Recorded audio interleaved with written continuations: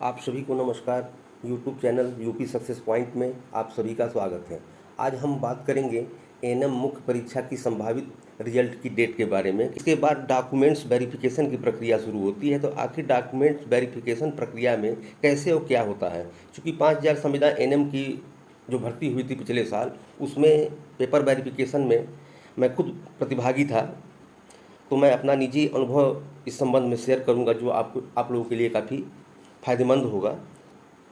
और ये भी बताऊंगा कि किन किन डॉक्यूमेंट्स पे विशेष रूप से फोकस रहता है। तो सभी बिंदुओं पर स्टेप बाय स्टेप हम चर्चा कर लेते हैं। तो पहला बिंदु है संभावित रिजल्ट की डेट, क्योंकि एक्चुअल और क्लियर डेट तो केवल आयोग ही बता सकता है। लेकिन जिस तेज गति से, खासकर इस भर्ती के मामले में, जो आयोग का परफॉर्मेंस दिखाई दे रहा है, उसको देखते हुए तो यही लगता है कि आयोग जून के पहले सप्ताह के अंत तक इस भर्ती का परिणाम जारी कर सकता है। तो जून महीने का पहला सप्ताह, खासकर 10 जून तक की तिथि रिजल्ट की दृष्टि से काफ़ी अहम साबित होने वाली है। फिर इसके बाद ये प्रश्न आप सभी के मन में स्वाभाविक रूप से आता होगा कि रिजल्ट निकलने के बाद डॉक्यूमेंट्स वेरिफिकेशन की प्रक्रिया आखिर कब से शुरू होगी। तो इस संबंध में इतना तो तय है कि रिजल्ट निकलने के लगभग 15-16 दिन बाद लखनऊ में डॉक्यूमेंट्स वेरिफिकेशन की प्रक्रिया संपादित की जाएगी। दरअसल डॉक्यूमेंट्स वेरिफिकेशन की प्रक्रिया में उन सभी पेपरों को बारीकी से एक टीम द्वारा चेक किया जाता है जो आपने मुख्य परीक्षा के फॉर्म फिल करते समय लगाए हैं, या जिसका आपने फॉर्म में उल्लेख किया है, फॉर्म में टिक किया है। आपको याद ही होगा कि पिछले साल अक्टूबर-नवंबर में 5000 संविदा एएनएम का वॉक इन इंटरव्यू के माध्यम से पेपर वेरिफिकेशन हुआ था और उनका चयन किया गया था। हालांकि बाद में सीटें कुछ कम कर दी गई थी और आज भी कई जिलों के रिजल्ट पेंडिंग में है। उस डॉक्यूमेंट्स वेरिफिकेशन प्रक्रिया का मैं खुद हिस्सा था और 4 सदस्यीय टीम का लीडर रहा। टीम में मेरे अलावा एक गवर्नमेंट गर्ल्स इंटर कॉलेज की लेक्चरर, एक अन्य सदस्य और एक कंप्यूटर ऑपरेटर था। ऐसी ही 5-6 टीमें बनाई गई थी, जो लगभग 2400 अभ्यर्थियों के पेपर वेरिफिकेशन किया गया था, जिसमें लगभग 13 से 14 दिन लगे थे। सभी टीमों को कौन कौन से पेपर चेक करने हैं उसकी एक लिस्ट दी गई थी और उस लिस्ट के अकॉर्डिंग ही पेपर चेक करने का निर्देश था। उस लिस्ट को मैंने अपने लगभग 1-2 वीडियो में पीछे दिखाया है और आपको बताने का प्रयास किया है कि उसी लिस्ट के हिसाब से आप अपना पेपर तैयार कर लें। लिस्ट को मैं एक बार फिर से दिखा देना चाहता हूँ।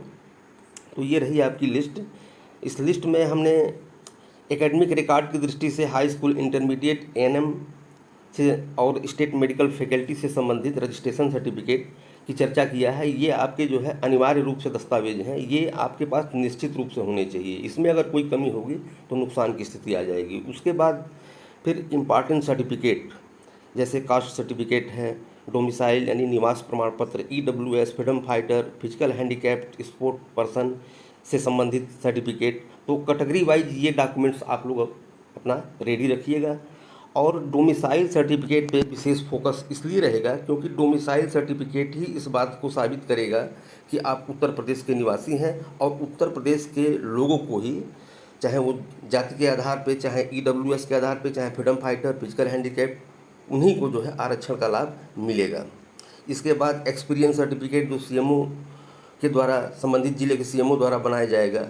उसके अलावा Aadhaar, pan card, voter ID, DL में से कोई एक आपका पहचान पत्र होना चाहिए। फिर आपने जो फॉर्म फिल किया था उसका एप्लीकेशन फॉर्म, पैट की जो है मार्कशीट होनी चाहिए, 4 फोटो का। तो इस टाइप के जो है डॉक्यूमेंट्स आप लोग बिल्कुल रेडी रखिएगा। ईडब्ल्यूएस के संबंध में कुछ लोगों ने प्रश्न किया था, कुछ के टेलीफोनिक बातचीत में ये बात निकल के आई कि पिता पक्ष से बनेगा कि ससुराल पक्ष से। तो इसमें मैं क्लियर कर दे रहा हूँ कि ये ईडब्ल्यूएस सर्टिफिकेट अगर शादीशुदा हैं तो ससुराल पक्ष से बनेगा, शादी नहीं हुई है तो पिता पक्ष से बनेगा। ये सर्टिफिकेट 1 साल के लिए होता है वैलिड। आप लोग देख लीजिएगा किस तिथि को ये जारी हुई है, उससे एक साल आगे की डेट देख लीजिएगा।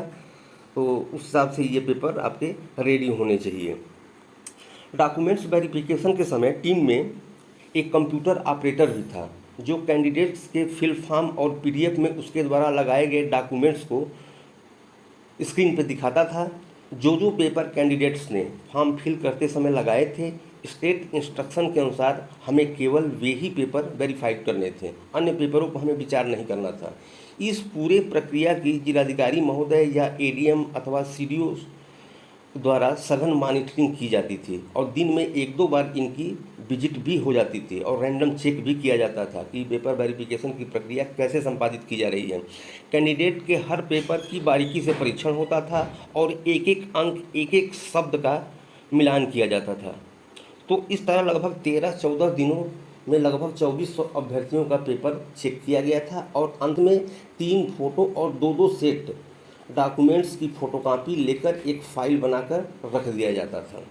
तो इस प्रविष्ट मैंने पेपरों के संबंध में दिखाया है, उसी के अकॉर्डिंग आप अपना पेपर रेडी रखें और अपने सभी डॉक्यूमेंट्स की 2 सेट फ़ोटोकॉपी करा के सेल्फ अटेस्ट करके सुरक्षित रख लीजिए। पेपर वेरिफिकेशन के समय टीम का उन्हीं पेपरों पर ज़्यादा फोकस रहता है जो आपकी पात्रता, पद के लिए योग्यता, आयु सीमा और जिससे आपको विशेष लाभ या वेटेज मिलने की संभावना रहती है, इन पेपरों की टीम की विशेष दृष्टि रहती है।